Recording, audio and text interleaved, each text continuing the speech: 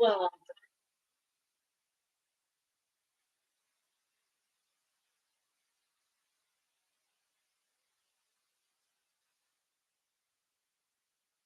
my sister, she was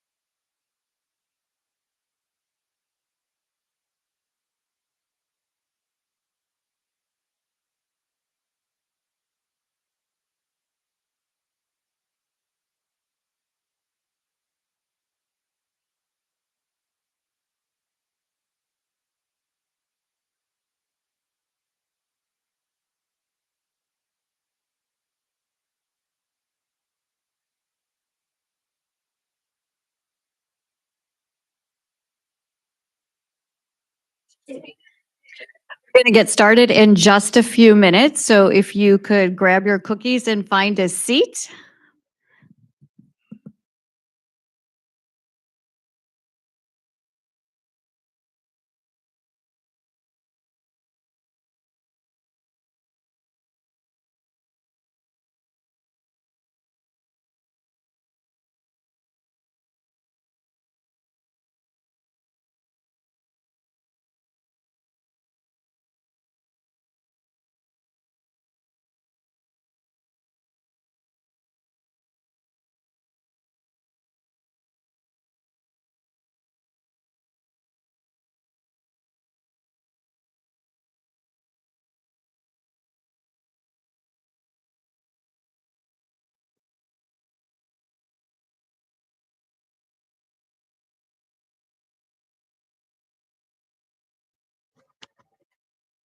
Check, check, check. Okay.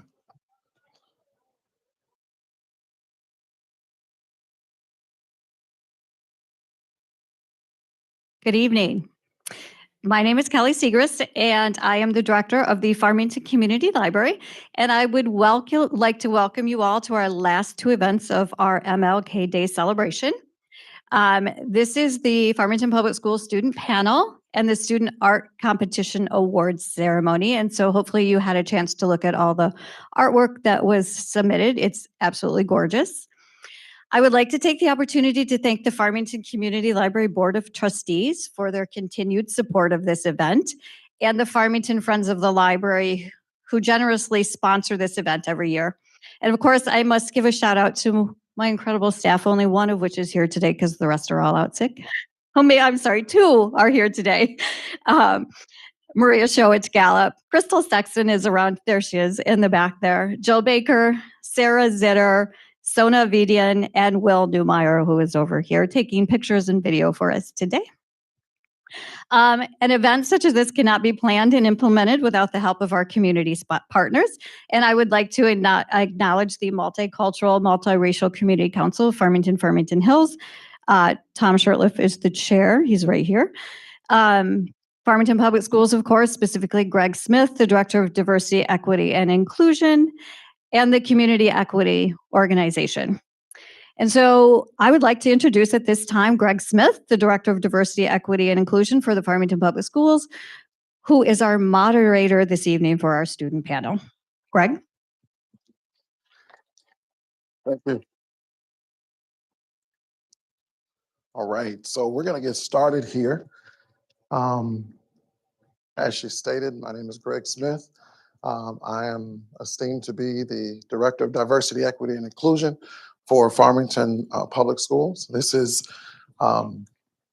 it's been 17 or 18 years in serving in the district, and I'm approaching this work no differently than I did when I came in as a teacher at Farmington High School. So thank you for having me. I would just like to call to your attention some individuals that are in the room before we get started. We have from our Board of Education, Ms. Angie Smith, Mrs. Mabel Fox is here. We have individuals from our city council, and we have our board president. Thank you for being here. And our mayor, Mrs. Rich. Thank you for being here. We have other members from our mayor pro temp from Farmington. Thank you so much.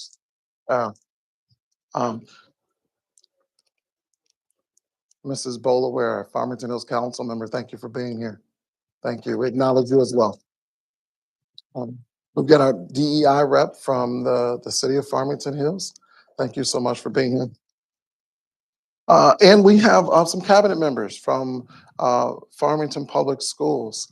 Dr. Kelly Coffin is in the back here. All right. And Mr. Brad Paddock, thank you so much for being here.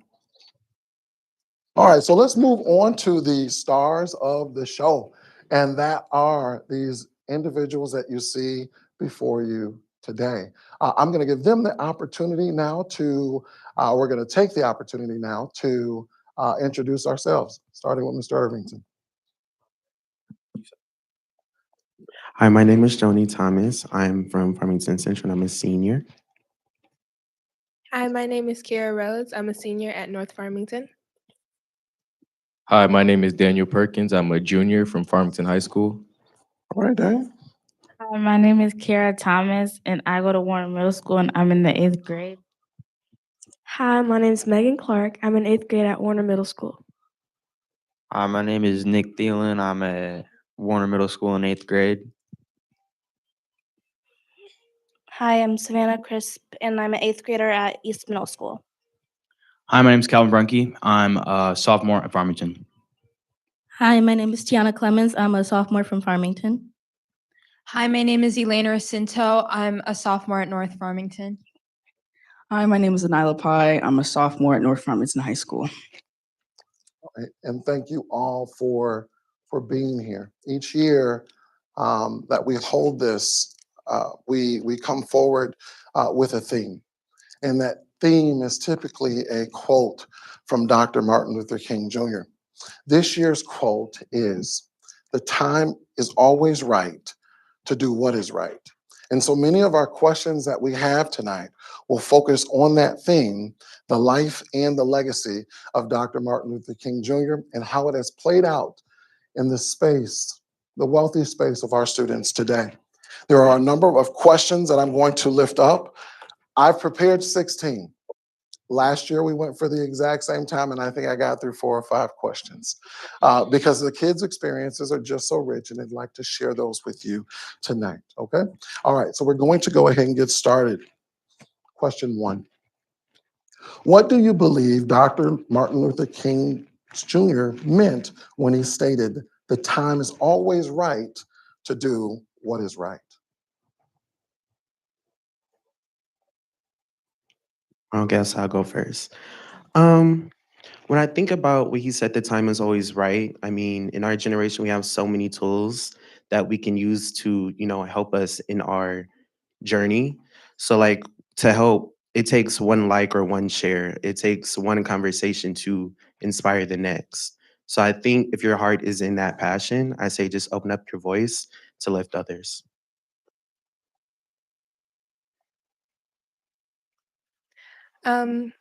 My take on it is something that he had mentioned in his Other America speech when he said that time was neutral. I feel as though the time is always right to do right means that there's no use in waiting to make the right decision or to make your impact. Like now is as good as ever, and waiting can only leave room for something negative to happen. So you might as well take your chance and make your opportunity for yourself. Well, I believe that even though he lived in a time of segregation, where people may not have cared about what he had to say, I believe that he still had hope to persevere in a better tomorrow. I believe what he was saying is it's never too late to stand up for what you believe is right, stand up to wrong, fight for justice. And also, even if there's negative repercussions, still do what's right. I believe that he meant that the time is always right to do what is right. That basically means that no matter what, like if something is wrong, speak up about it. And in my personal experience, I know sometimes if someone says something that I don't personally, in my personal beliefs, I don't really believe in, I know that now I know that I can speak up against that and not just wait for maybe them to figure out on their own that it's not right. And I think Dr. Martin Luther King also displayed this in his own life when he never waited for someone else to do what he wanted to do.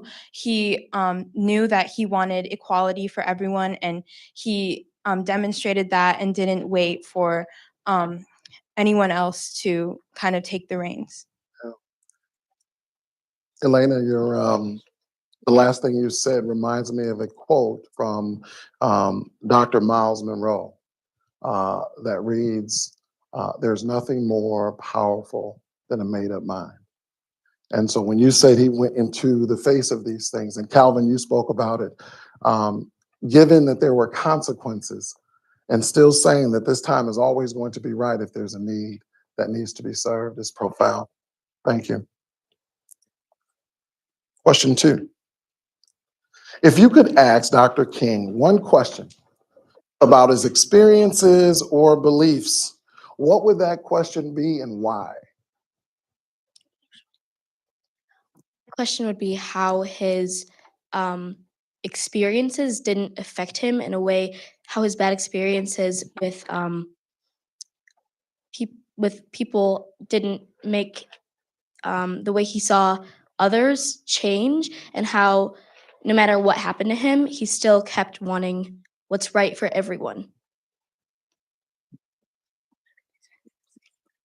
I believe that well, one question I would ask him is that like how he had the courage to, I guess, go against what was, I guess, everyone had always believed that it was okay for there to be it to be separate but equal, but he defied that, and he knew that there would be consequences, but his beliefs and he just like knew that what it was wrong, and he knew that he had to do something about it.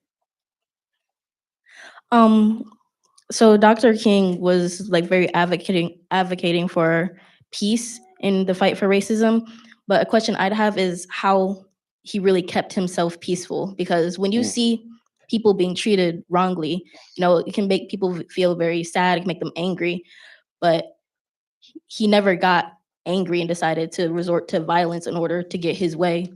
He was very calm and peaceful. He never raised a fist to anyone. So I really wonder, like, how did he do that? Because it's very easily to get angry when you see people being treated wrongly. I would love to build on that for a second. I'm sorry. I was just thinking about that too, especially with Dr. Martin Luther King always perpetuated peace. He always perpetuated kindness. He was never on the more extremist, more separationalist side of the pro-Black movement. He was always more so about white people and Black people coming together and supporting each other, more so than just having full Black independence. So I wonder what motivated him to that stance. I know there was a big part of him that was motivated by Gandhi. So I was wondering, because even today we see him as a martyr for some of the white people use him as a way to like kind of wash away a lot of Black issues, especially during 2020. I mean, there was Black Lives Matter, and so many people were going back to Martin Luther King, saying, just validating him completely and invalidating, the current anger expressed in that movement. And I always wondered how he would feel about that. Like, even throughout all of this, throughout all of how the history books paint him to be a saint, and for example, Malcolm X not like the literal epitome of like evil, how he would feel and if he would still have his same stance that he had that day, they had where he was living. That's one of my biggest questions. I hope I didn't get off topic. So building off what they said, his house was bombed and it ultimately cost him his life fighting for this movement. I would ask him, why did he keep fighting even though there was a huge risk to him and his family? To also add to this, I would also want to ask, how did he remain peaceful even though there's all this hate surrounding him for trying to remain peaceful? And how he just managed to always remain peaceful and not always result to violence.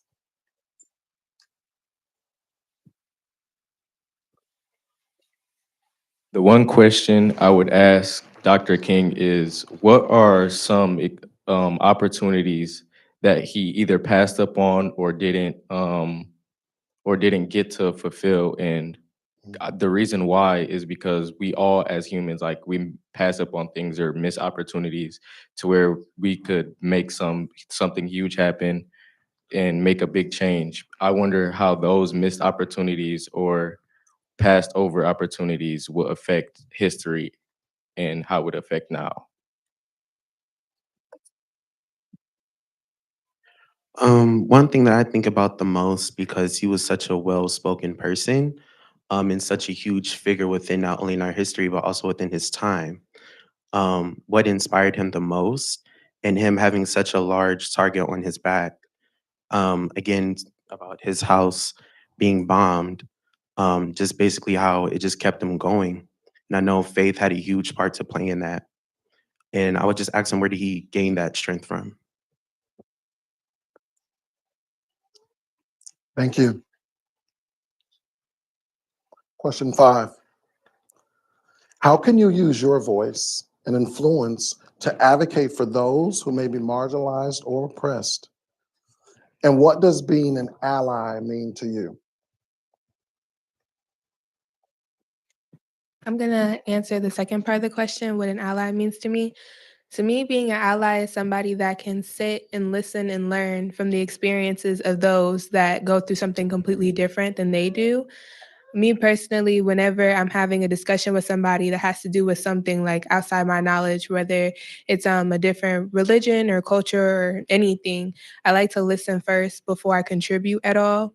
Because a lot of times people are scared to admit that they're ignorant about something. And I personally don't think ignorance always has to be a bad thing because there's no way to know everything. And the only way that we do learn is by listening. So to me, I think listening and learning and not jumping to any sort of conclusions, but just taking in raw knowledge from people that have the information that you don't is a great way to be an ally. And then once you obtain that knowledge, you spread it and you teach other people when you see them not knowing things that they should know as well. I have a voice, so I can speak out on oppression and speak on behalf of those who feel like they can't.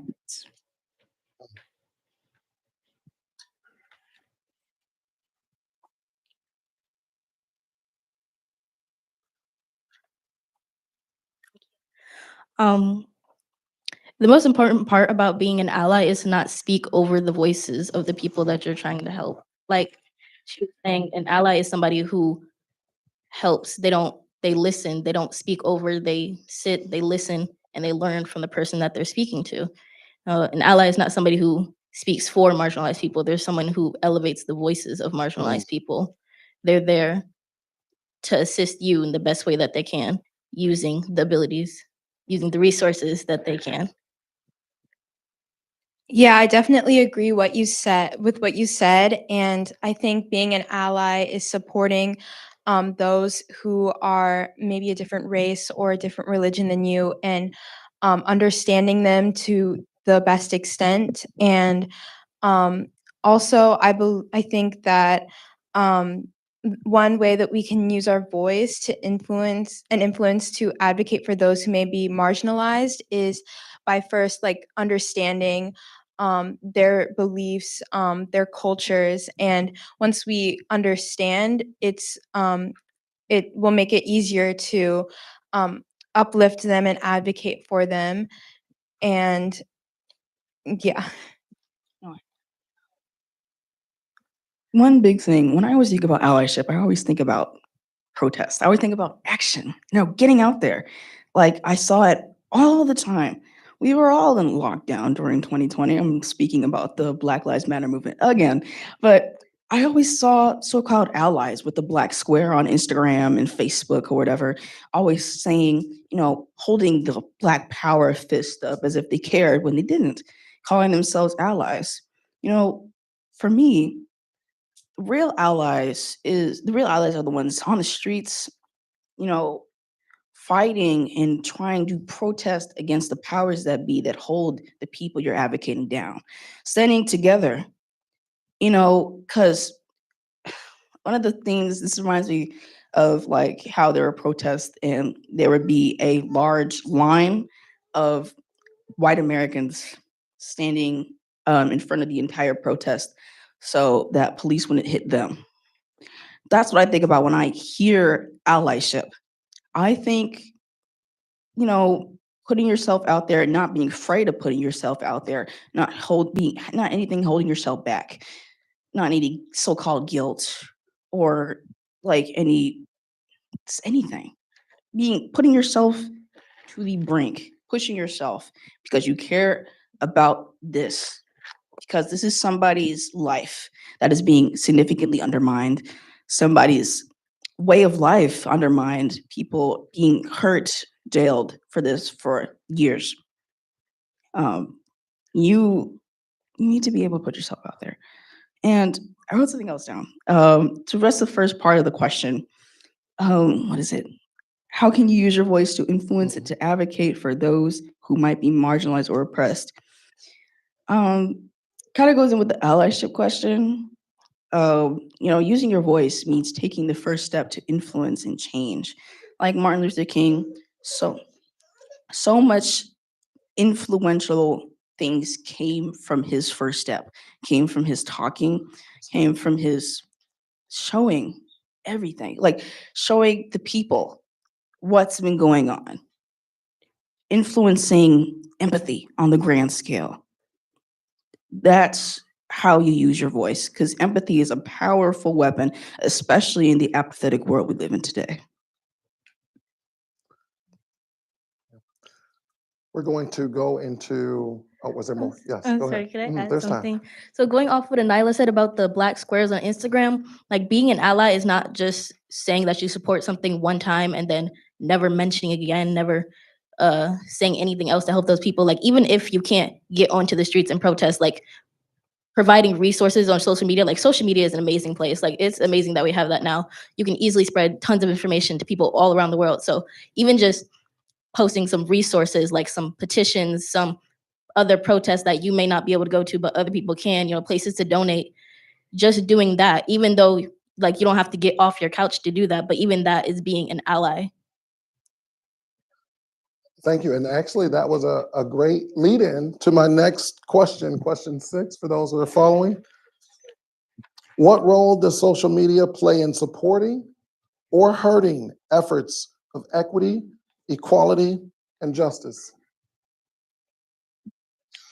I think it can easily change your opinion on anything. I mean, it's such a powerful tool that can affect a lot of things.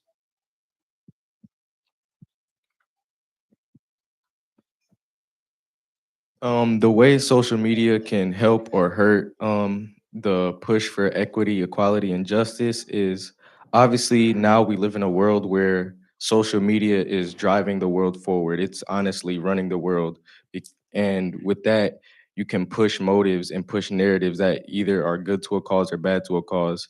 And honestly, pushing for justice and equality is bigger than everybody. So even a little repost, a retweet, sending a post to somebody, sharing it out, it helps in any way because it gets the word out more and more. And like the reach is so big, like just from your small friend group, if your small friend group shares it out, you can get to thousands and even millions of people, which is such a huge part of today's push for equality. I think just like what Daniel said, it's great for spreading awareness and spreading information on injustice and inequality.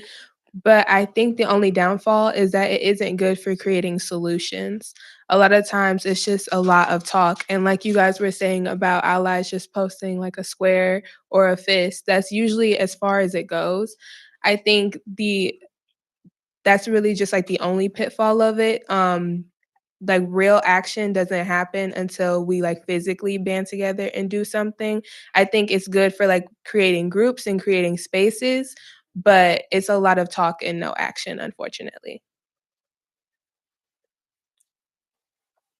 Going back to the Black Lives Matter movement, or we can use the trying to think of his name. What was his name? George Floyd. Thank you. I'm sorry. George Floyd. How the protest was all around the world. And to be honest, social media is a huge help because it shows us on our screen while we're scrolling, oh, this is going on in this country, or this is going on in this state, or wherever it is in the world. But it tends to turn out into a trend. So like what Kiera said, um, it's easy to make safe spaces and groups, but to find a solution, you have to be on the streets. You can't just share like a post and think that's like, that's enough. You don't have to put money in it, but use your voice to advocate for those said individuals that are going through that issue. Another thing is the same way like awareness gets spread really easily, so does misinformation. Mhm. And I've seen that have quite the negative toll. Like my favorite class that I ever took was my AP government class because we learned so much. It was absolutely amazing. And it makes me kind of sad that it's not a required class because it's amazing.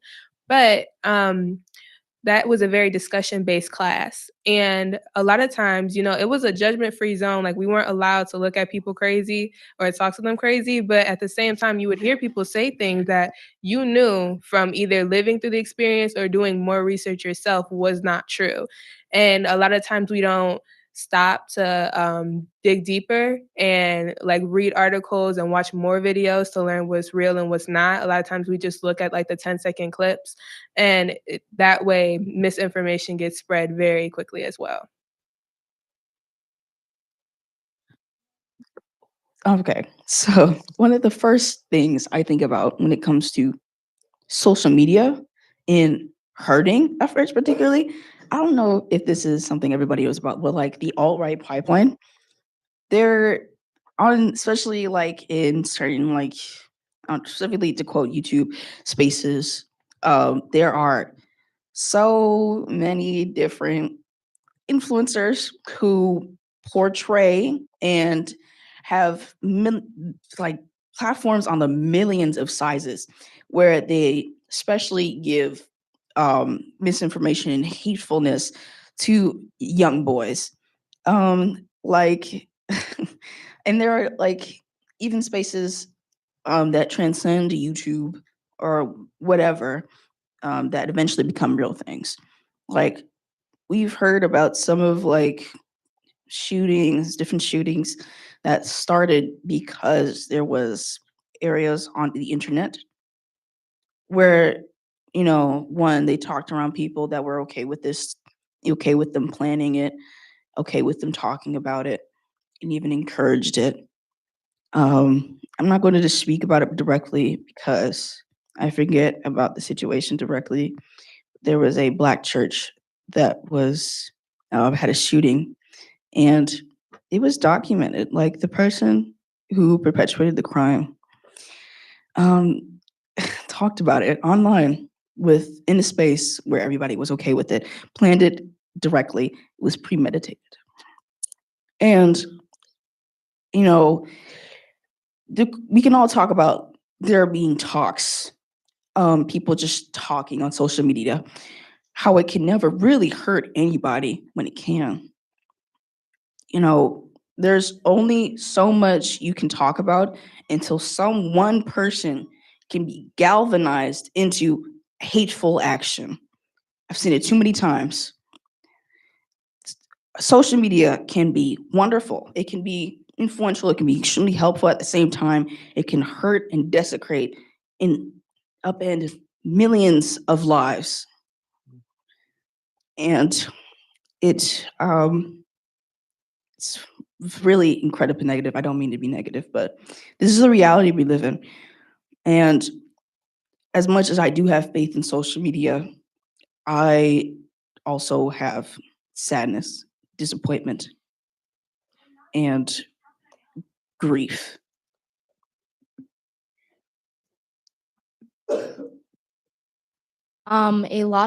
It's getting better, but a lot of influencers that I do see that are really popular that I think are pretty or are showing really cool things that I like to do not look like me or do not have the same experiences as me. And so it makes me feel like what have I done wrong? Or what am I not doing that I should do to be like this person? Because I want to be someone who is like them, but there is no way for me to be like them because we are not the same person.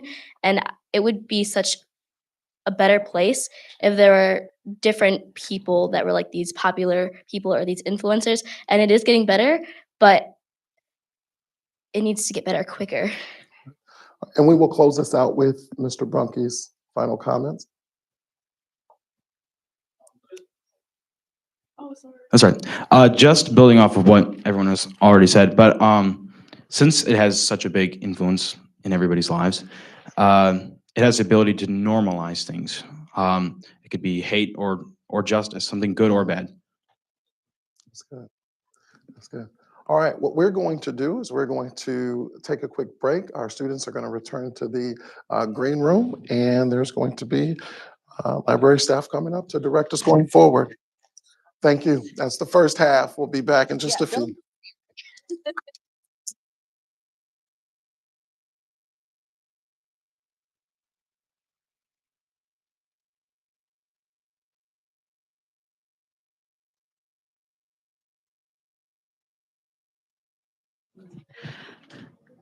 All right, as they make their way off stage, this is good. They can get a little water break, and it's hard work that they're doing, right? They're thinking critically. It's good to have rest in between that.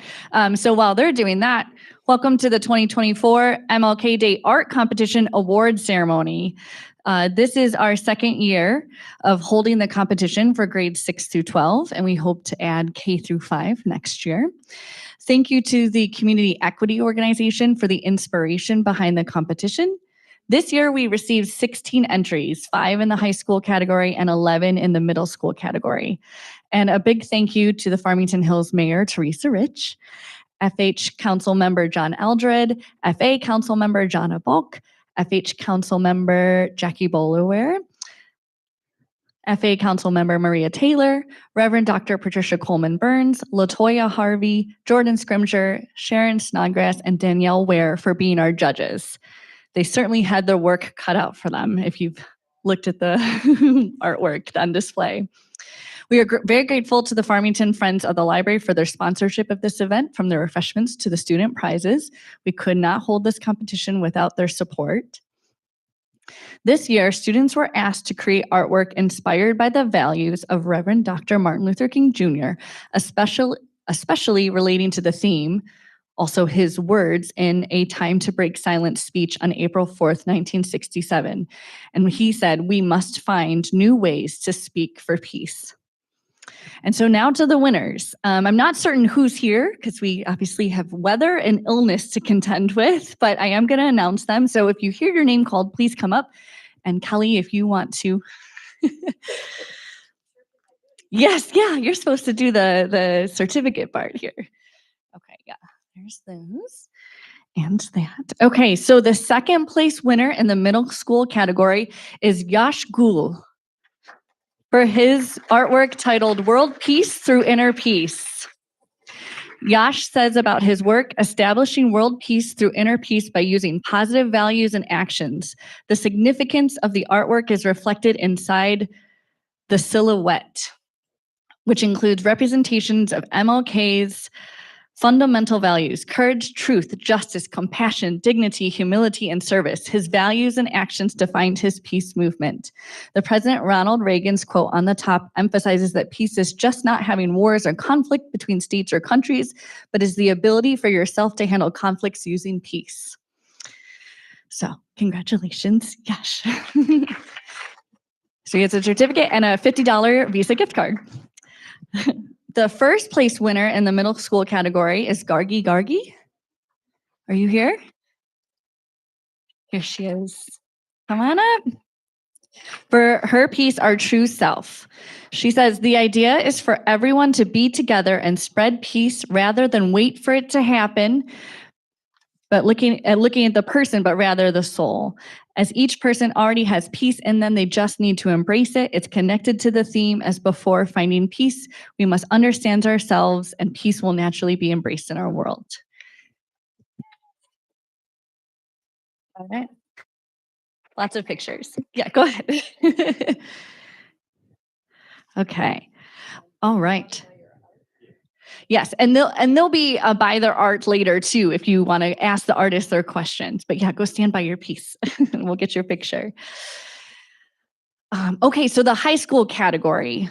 The second place winner in the high school category is Kanishka. For her piece, The Deep Sea, Kanisha says, in my painting, the dove symbolizes peace while the chains represent opposition to this peace. The breaking of the chain, a focal point in the artwork, signifies the liberation and spread of peace. The diverse group of people against a different colored background represents unity in pursuing a shared goal despite individual differences. By choosing the path of nonviolence, the figures move together towards this common objective.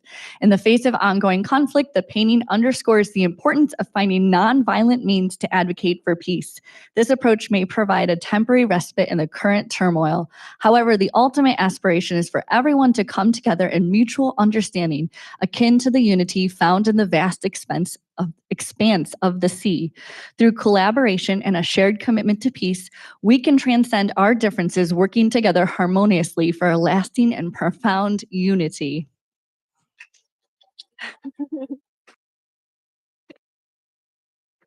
Okay, and I do know our first place winner is ill and can't be with us tonight, but the first place winner in the high school category is Amrita Renduchintala for her work Piece by Piece. If you saw it in the back, it's the one that's puzzle pieces.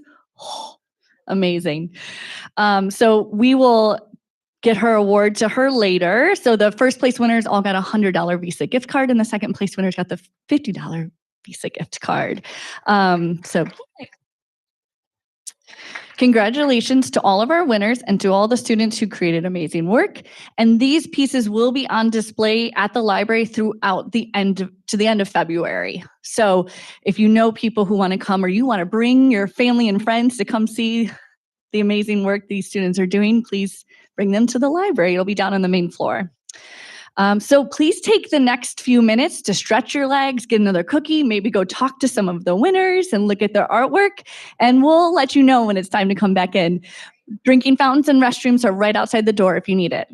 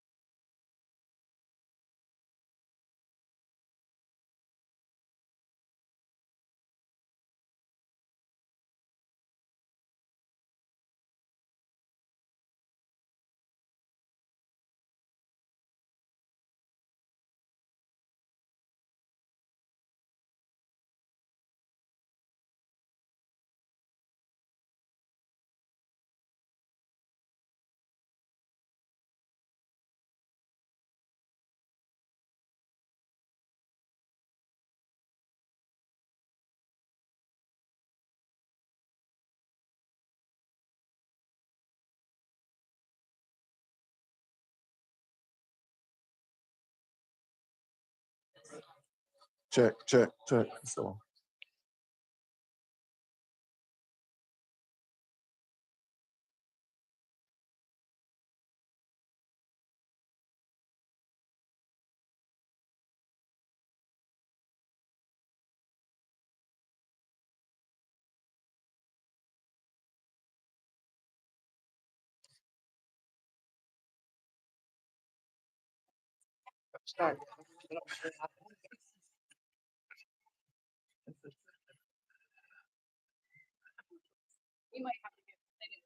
All right, welcome back. Welcome back. I hope you all enjoyed the first half of the panel discussion. We're excited for you to be here. We want to thank you for being here and braving the inclement weather outside to come and celebrate our students. Before we move on to the second half, I want to introduce a wonderful student from Power Middle School that joined us partway through. Isabella Farkas, can you please wave to the crowd? Welcome. All right, so the questions in which we're going to go through now, and I think we've got about 25 minutes to do so, the students are really excited about answering. And so we're going to do our best to get through them as best we can before we close out for this session. Am I coming through clearly? Can everyone hear me? It's loud enough? Okay, great. All right, thank you so much. All right, so let's go ahead and get started. Question 8. Dr. King, in the I Have a Dream speech, spoke a lot about freedom. My question to you is this: how do you define freedom? Do you personally feel free? Why or why not? I'll go first. I would define freedom as obviously equality for everybody, but also breaking the barrier that it feels like has trapped everybody. And me personally, I definitely do feel free because I think I can express everything I want to say, my feelings freely, like I'm doing today right now.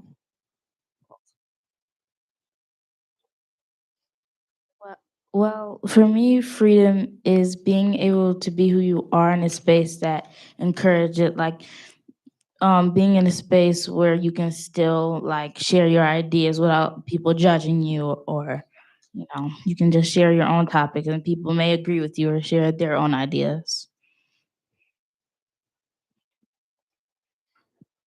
So I view freedom as being comfortable and content within the rules that you have.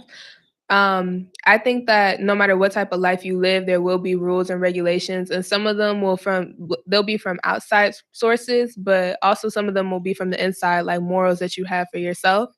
But I think that it's important to not feel suffocated by those rules and to feel like you have room to explore and be curious as well. Me personally, I don't quite feel free. As a senior in high school, I'm kind of itching to go to college and feel that freedom. But other than that, I do feel free. I was reading a book not too long ago, and the author said that feeling free, or it's like somebody can cage your body, but as long as your mind and soul feel free, you are free. So as I'm like our body, or like in the United States, we have almost equal rights. People are almost treated fairly. Obviously, there's some rules and laws that need to be changed to where everybody is treated equally and fairly. But I feel like as a person, you can't be free until your mind and your soul doesn't feel free. But once you feel free in the mind and soul, you are free. So me personally, I do feel free. I can pursue any avenue of life that I want to. So in this country and in what I'm feeling right now, I do feel free. So just building off that too, I would define freedom as having rights that let me be my true, authentic self, and everyone else having those same rights. I feel free because I'm fortunate enough to live in a place that I can be my true, authentic self, and that the people in my life are also can also be their true, authentic selves. I believe that freedom is like what you said, like being able to express yourself and not being, I guess, like barred by like other people's expectations or ideas of you. And I think in Martin Luther King's time, they were not as free as we are today because he was, I guess, like, well, now we are able to pursue what we want to pursue. And in his time, it was not like as, like it was harder for him to pursue like what he wanted to do.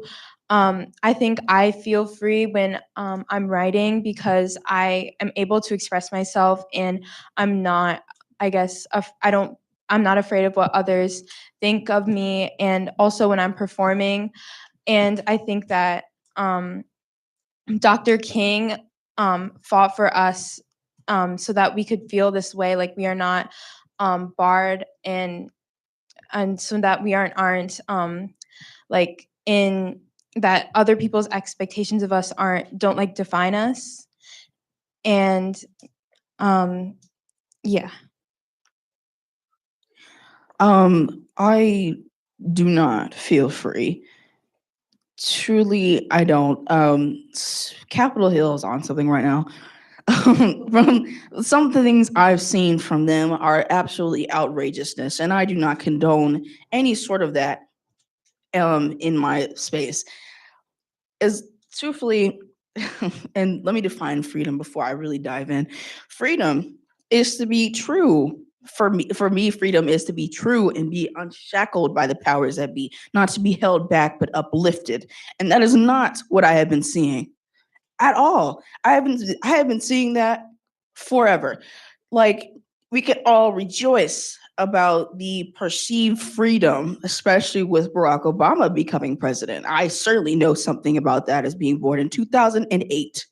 But that holds nothing as long as there are people to, I forget, like deconstruct that.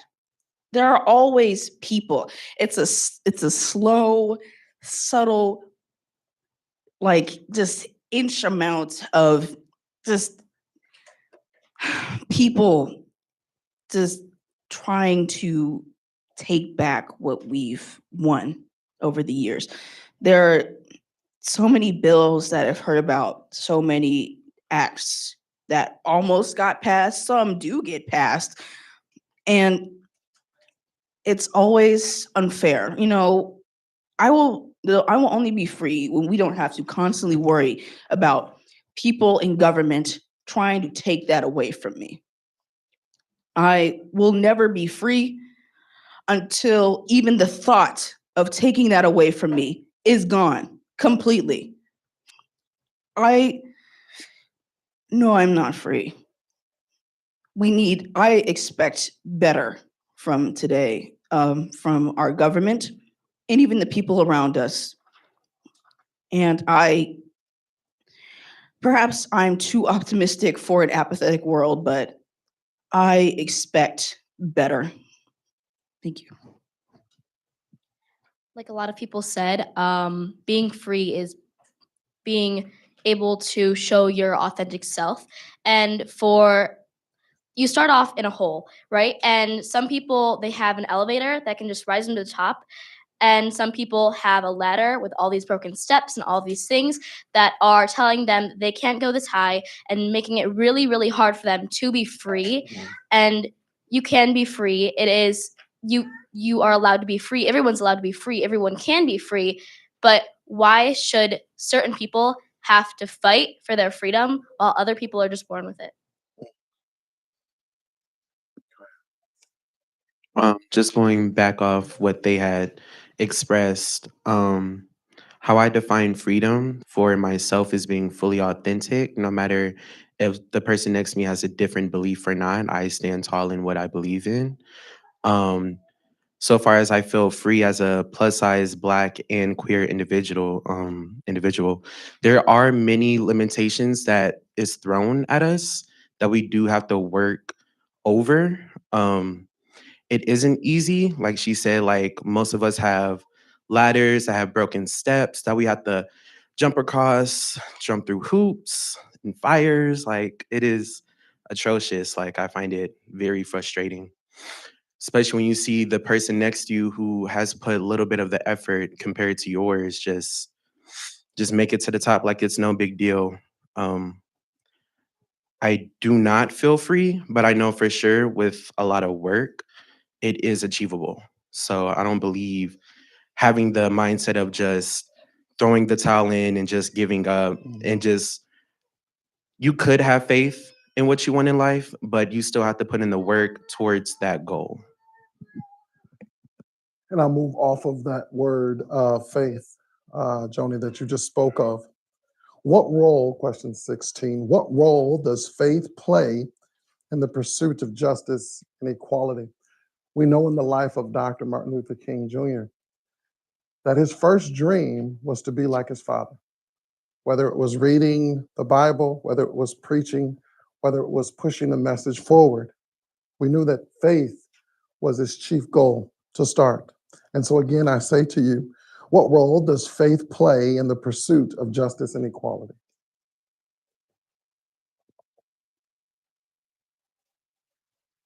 So for me, having faith, you know, in these times, it's really easy to give up. Like, honestly, I give up on kissing up to my chemistry teacher all the time because she's impenetrable. Um, but unfortunately, justice and equality is not that easy. You know, I have faith that eventually we will pursue and my people will be free. I do. It's a force. It is having optimism and aspiration. You cannot do that in this world where everything seems to be against you. It's hard. It's a persistent force. It's like a muscle. It's like something you have to train every day. It's a mindset. It's something you have to constantly pursue over and over and over again, no matter what breaks you down, no matter what force pushes you back, you always get right back up. You know, it reminds me like all the way back to preschool, you know, sticks and stones may break my bones, but words would never hurt me, stuff like that. Um, you know, the sticks and stones of racism, anything, just inequality will never break me down. They may push me back, but I will always take the steps to get right back up in their face again, to remind them, I am here, you are seeing me, and I will never stop. I think that Dr. Martin Luther King had to have a lot of faith as he was pursuing justice and equality, because many of the changes that we see today didn't come until after his death. And so even what did happen while he was alive wasn't even enough as to what he had believed he could achieve. And so even as he wasn't seeing that progress, like instantly, he still continued to fight, even as people would give him give him threats and would they would try to stop him from protesting. He would still pursue justice and equality. And he's also a Christian, and I know that as many Christians believe that that we must kind of share our beliefs with others, and I think that's also shown with his beliefs for equality. And he just continued to fight for what he believed is right, even as he didn't see that instantly.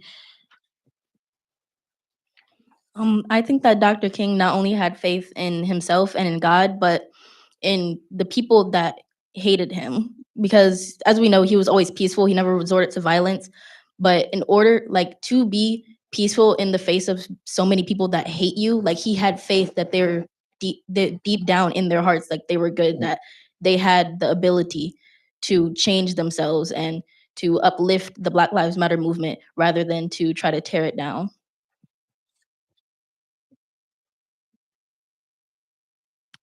One thing that I can say about faith, and just to clarify, faith doesn't have to be in a higher power. It could literally just be your sister, your mother, a best friend. It could be a teacher, just someone who inspires you, that gives you that power, that fuels that passion of yours. So when I think of faith, when it comes to the pursuit of justice and equality, for me, that came from my mother because when I was little, we helped a lot in the community.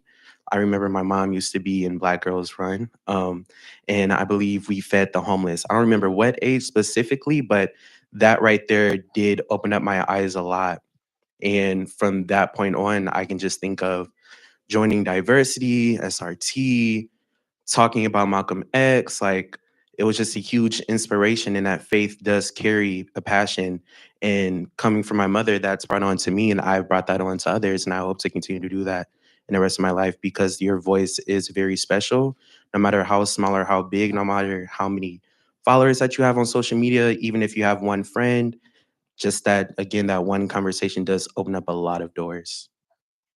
So Dr. King was a Christian, and Christianity is centered on forgiveness. So I feel like he believed that people could change and he could forgive them, and I think that's how he stayed peaceful with fighting for his change. Thank you. Question 11. What would our society be like if everyone felt free, as you guys said earlier, to be their absolute authentic self? What role do adults in your lives have in the development of your authentic self? To answer the second half of the question, I feel like adults are like, and older, wiser people are the most important thing that the younger generation has, because kind of like the movie Soul, a mentor, an adult can be the spark, be the person to help you find your spark. Like for me, it's my teacher, Miss Folk at Farmington, a digital arts and design teacher. She helped me really find my passion for what I want to do in life. And like what I was thinking, that knowledge is the heirloom of life that continually gets passed down generation by generation. And I feel like seeking guidance in somebody who's older is probably the most knowledgeable thing that a young person can do, because they know, the older, wiser people know how to express themselves because they've been in this life so long. And it makes it easier for a younger person who has easier for a younger person to depend on that older person and ask them for advice to truly express their their authentic self, so they will feel free in this life as they get older. And as they get older, they can pass it down to younger generations. For the first part, that it's what would society be like if you felt free to be yourself? I feel like there would be a lot less hate, as I feel like hate is also being spread with people seeing how people act to other types and then them wanting to copy it because people think that it's like cool, or they think that it'd get them following.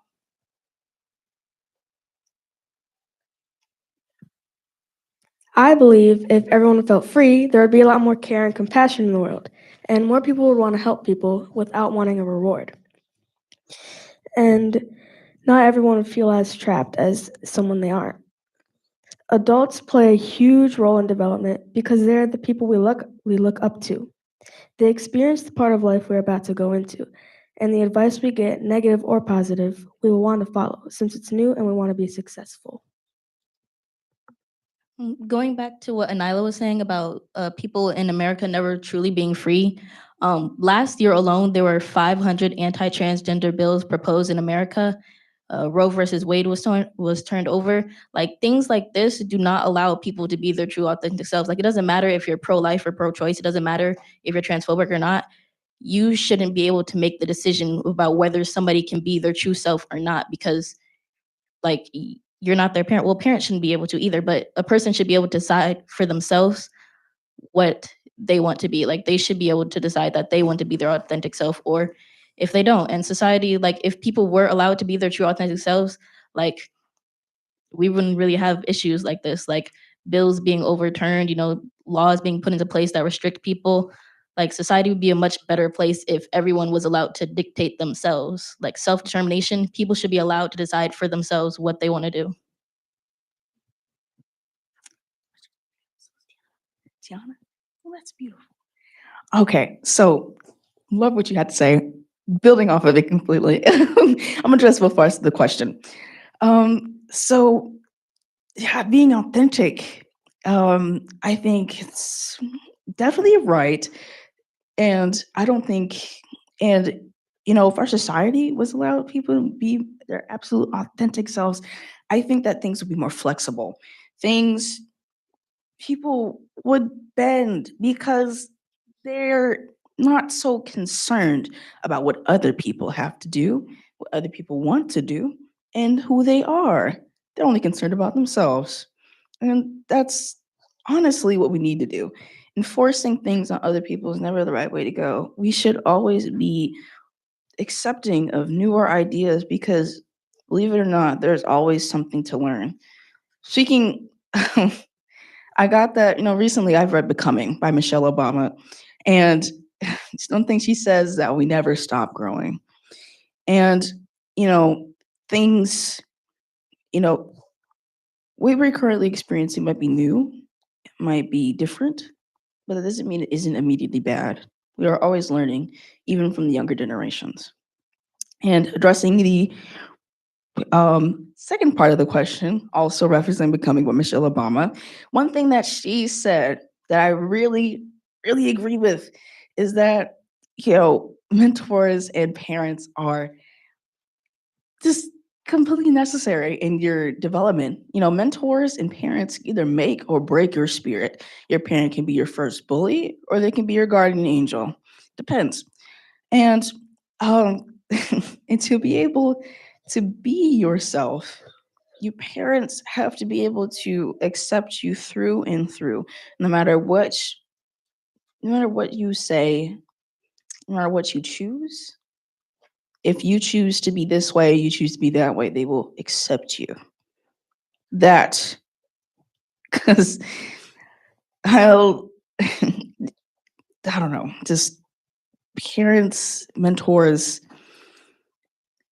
I'm gonna talk about my chem teacher, but she is so negative. I'm so sorry. She's so mean. She will absolutely break and make fun of me. Nyla. No. I have a point. Okay, I do. okay. I have a We're not point. gonna highlight. No, I know. I Okay. do. I have a point. Okay. You know what? Never mind. I don't even feel like it anymore. Okay. Who else wants to speak? That was said, I didn't want to discourage you from your, we value what you have to say. Okay. Okay. Sorry.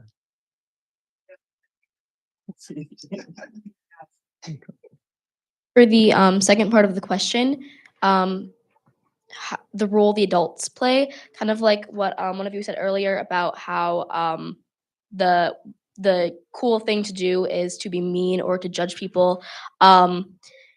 You may not just be doing it because it's something cool. You may be doing it because that's what you've learned and that's what you've seen people before you do. And you think, oh, my parents did that, or oh, my teachers did that, so it must be okay, so it must be good. And not to like make the thing they're doing any less worse than it is, but that might be the only thing that they know because that's what they learned from the people around them, and that's what affects them. And also the way people respond to change. When it's good change, when it's change no matter what, people will be less accepting of it, or people will not like it because it's change. But you need to fully understand this change, fully understand what is happening before you judge it, before you don't like it or say, I don't want this. All right, and we're going to close the evening out with our final question. That is question 15. Who is the biggest threat to social justice? The bully, the bystander, or as Dr. King talked about so often, the idle person? Who is the most influential to change towards good? The bully, the bystander, or the idle person? So I believe that wait, hold on. The biggest threat to social justice, in my opinion, is the bystander. Oftentimes, the bystander is a person who knows that what they're witnessing is wrong, but they also don't quite feel comfortable for various reasons speaking up and saying anything. But I also think that there are way more bystanders than there are actual bullies. And I think that that silence from a bystander is interpreted as support for the bully. But even if it's not interpreted as that, it's definitely not support for the victim. And I think that there's power in numbers, and that if people who are bystanders, if they say anything or do anything, whether it's public or in private, anything that makes a change or that stops the behavior of the bully, it has such a big effect. It truly, truly does. And sometimes, even as a bystander, it doesn't have to be tackling that bully yourself. Sometimes it's uplifting and supporting and checking up on the victim themselves. There's so much that you can do as a bystander. But I think people who don't say anything, don't do anything, they only add to the problem, and they are the biggest threat.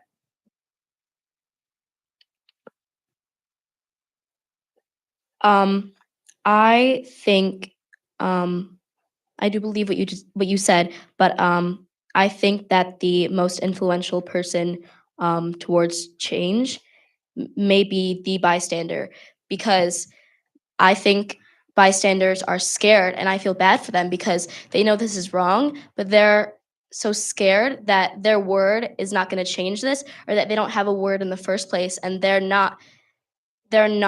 don't feel like they can show their authentic self. And that makes me feel bad for them, because I know that my word means something, and that I will say something because I know that I can change things, but the bystander just doesn't know that they can make a change. And so they think, oh, this isn't gonna really do anything good for the thing that's happening. So why do I say something in the first place? Why don't I just keep it all to myself? Because they are scared, and because they don't understand that they have a voice and that their voice can do so much good.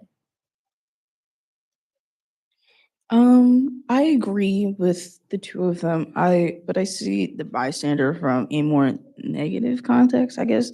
One of the first things I see when I think about bystanders is complacency, seeing it, but being okay with it. And then I think about bystanders a lot. I think about like people that see it and are okay with it, even like in private, uplift it, especially to like the younger generations. Because only reason why young people are still so negative and hurtful towards people that are otherwise different from them is because of the older people, the older bystanders that keep perpetuating this negativity onto them. That's what I think. I think that the biggest threat to social justice is the bystander, because the bystander has, as you said, like so much power.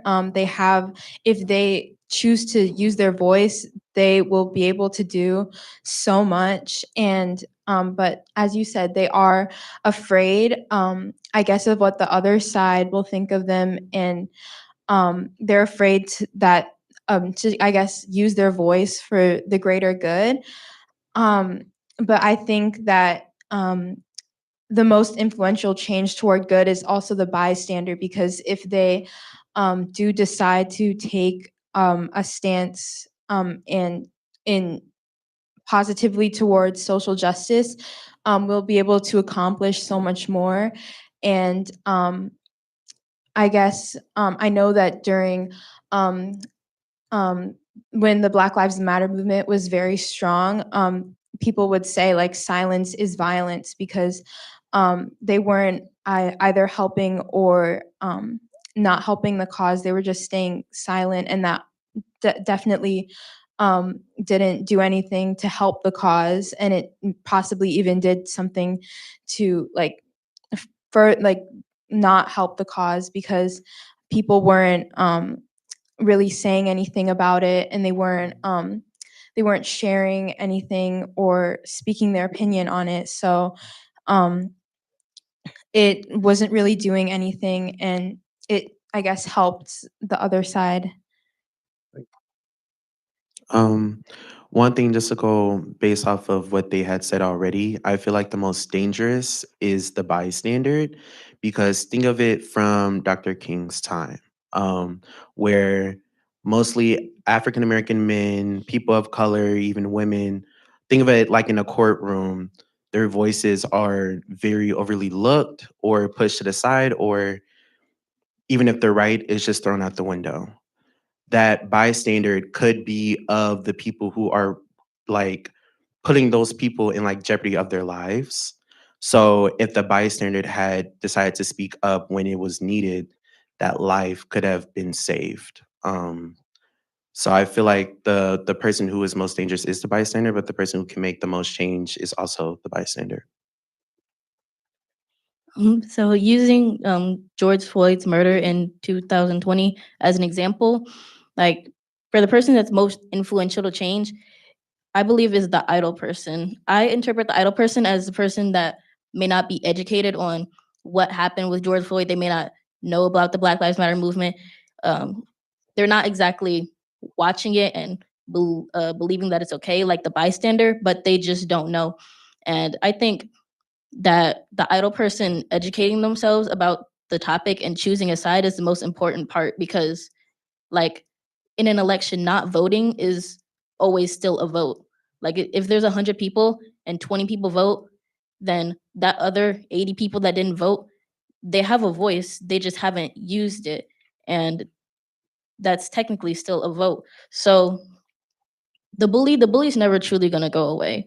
Like some people may change their heart, they may change their minds, but they're never truly going to go away, because there always may be one person that still believes, that another race is superior to another. Like they may be quieter about it, but they never truly go away. And as long as there's that one person, like racism still lives on. So I don't know where I'm going. Yeah, the bully doesn't go away. The bystander should not be okay with it. I don't know where I'm going. So Dr. King knew how big of a difference that the bystander or the idle person could make. He said, "In the end, we will remember not the words of our enemies, but the silence of our friends." Meaning the problem is the idle person doing nothing to stop the injustice. And he wrote letters from a Birmingham jail to his clergymen who were doing nothing. He was disappointed that they were sitting there and watching all this hate happen when their religion obviously speaks out against this. So yeah, the bystander can change the most. Can we please put our hands together and thank our panel?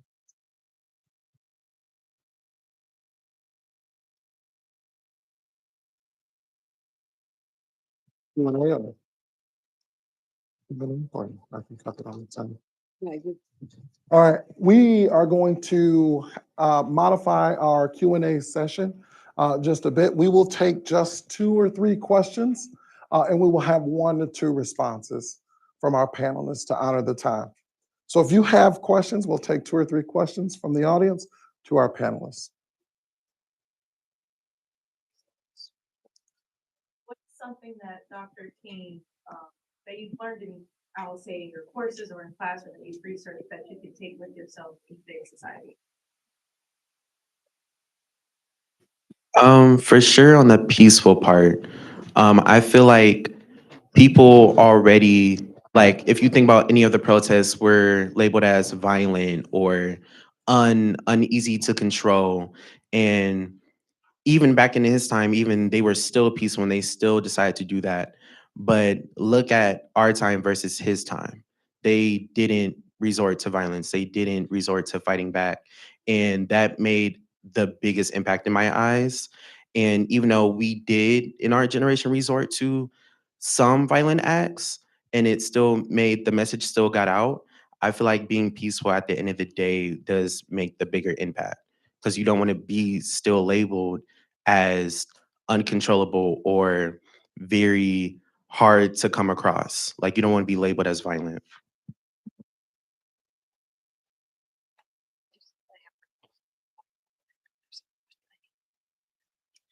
I believe that when he said, injustice anywhere is a threat to justice injustice everywhere is a threat to justice anywhere. I think that that quote really resonated with me because even when a group is, I guess, I guess when a group, I guess, even when there's injustice anywhere in the world, um, there still is going to be, um, there it will come back. And so I think that even if like one group is being, if there's being injustice to a group, then all other groups will also, I guess, be threatened because there's injustice.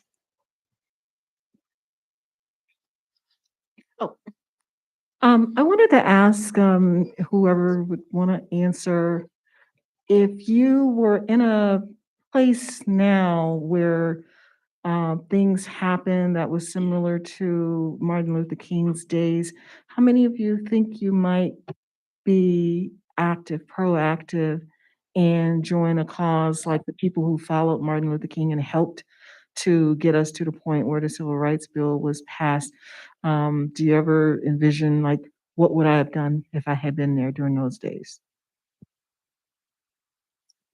Nyla?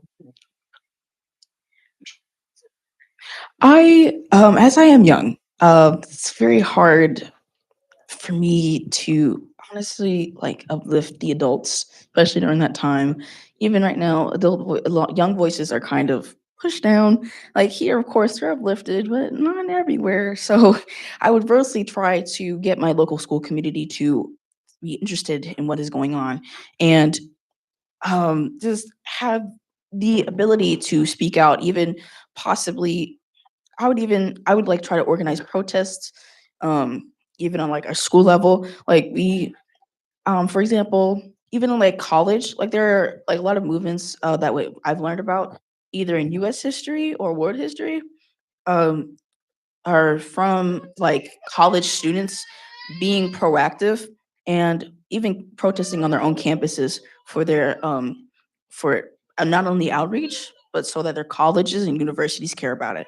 And that had just a big enough impact as anything else. Thank you. We'll take our final question. Oh, yeah. Okay, I've got Mrs. Bolaware, and we'll go Mrs. Bowler, and we'll go back here.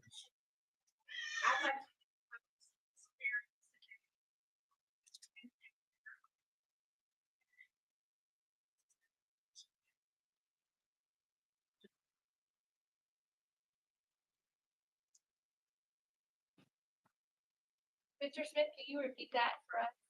What the question was? How has this experience today been impactful for them, and how do they plan to use the information in which they've learned today and shared forward?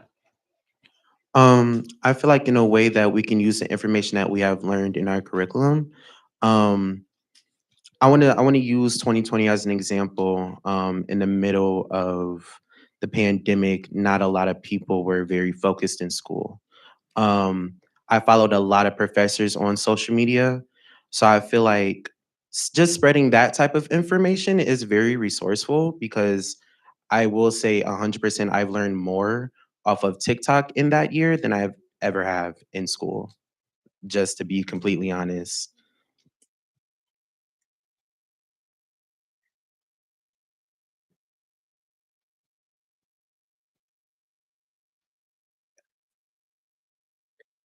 Oh, this has impacted me by, just learning to always use my voice for what I believe in. And I can also like help people at school to use their voice and, not be scared to stand up for what is right. because there are a lot of problems at my school that I feel like are not addressed. So I can just always get me and my friends as a group to just stand up, speak. Thank you. Hi.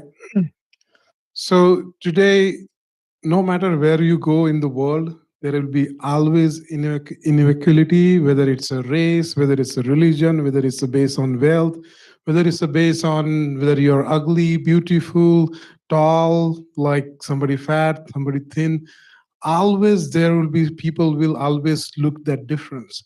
So in those situations, how are we going to accept that? Because people will always look at us differently. How do we accept that, and how do we live through happily in those situations? Thank you. I think that like what you said was very correct, and that there will always be people who will have something to say or who won't support us for who we are. But I think it's very important that we always realize that people like that have issues within themselves, or that they just have a fear in their hearts of whatever is different about us. I take a psychology class. I want to major in psych because I love it so much. And we constantly talk about how from a very young age, humans decide like what they can understand, and we put it into categories. They're called schemas. And as we learn, our schemas grow or they change. And whenever we come across an experience that challenges it, we're scared because it doesn't fit what we already know. And some people, they develop a whole new schema, and others they don't. And they continue to rebuke and reject what it is that's different.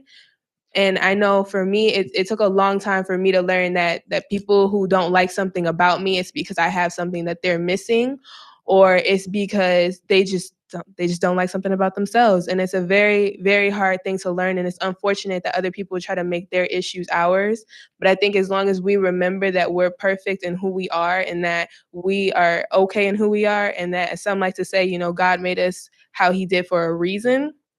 I think keeping that in mind is how we get through life, through hate and injustice.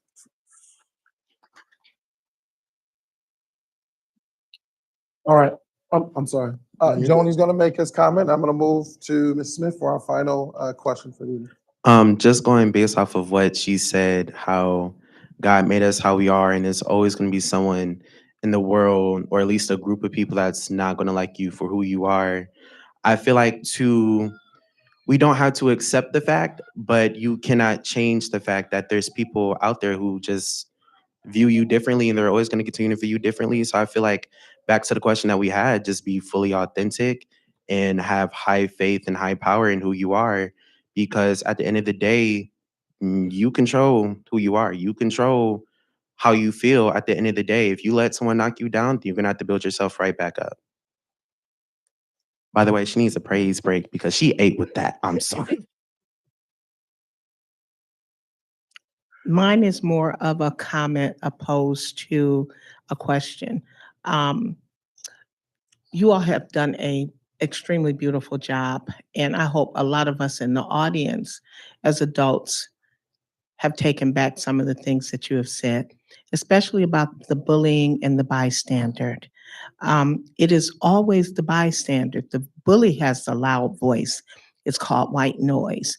And so when the bystander stands by and watches this happen, they're no better than the bully. But I appreciate each and every one of you. A few of you I know personally.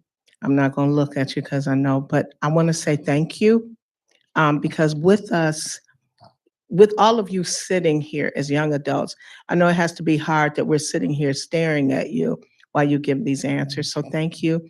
Thank you for being a better part of Farmington Public Schools. You are Farmington's finest. Thank you.